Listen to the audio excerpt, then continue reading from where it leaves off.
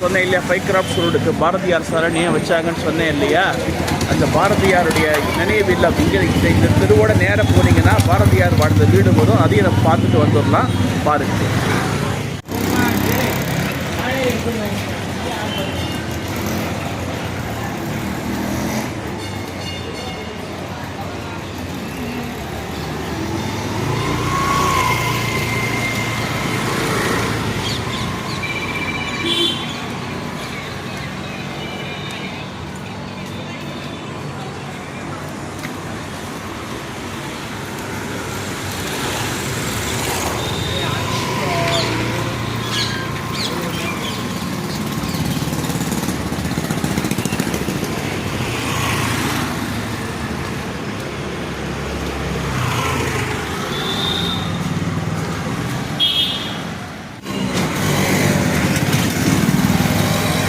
இப்போ நம்ம ட்ராவல் பண்ணிகிட்டு இருக்கிறது எந்த இடம்னா சிங்கராச்சாரி தெருன்னு ஒரு முக்கியமான தெரு.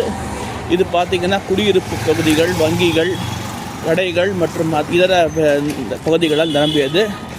இங்கேருந்து பார்த்திங்கன்னா நேரம் நம்ம மகாகவி பாரதியார் வாழ்ந்த இல்லத்தை பார்த்து விட்டு நம்ம மகாகவி பாரதியார் தனது தேசப்பற்றால், தனது தேசபக்தி பாடல்களால் உறங்கி கிடந்த இந்திய மக்களை தட்டி எழுப்பி நாட்டு விடுதலைக்கு வித்திட்ட மகாகவி சுப்பிரமணிய பாரதியார் வாழ்ந்த வீட்டை பார்க்க போகிறோம்.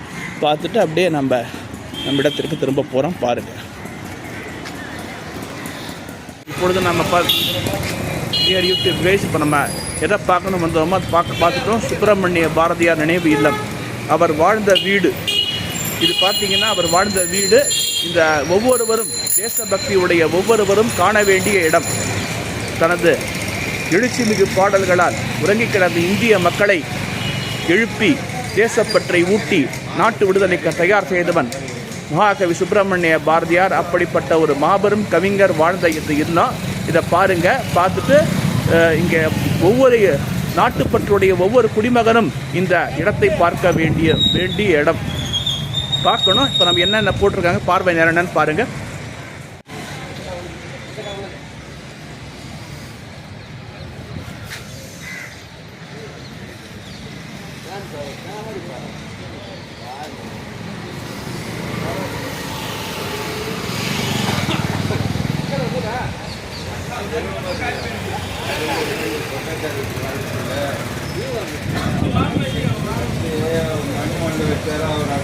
இது பார்த்தீங்கன்னா பார்வையாளர் நேரம் கொடுத்துருக்காங்க. காலை 9:45 மாலை 5:45 மணி வரைக்கும் தான் பொதுமக்கள் இந்த வீட்டை பார்வையிட முடியும்.